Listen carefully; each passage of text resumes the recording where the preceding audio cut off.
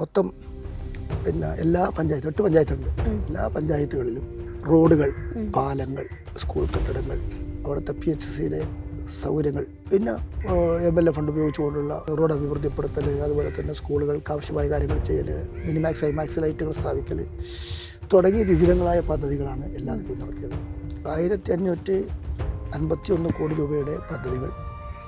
അതിലേറ്റവും പ്രധാനമായി റോഡുകൾ തന്നെയാണ്.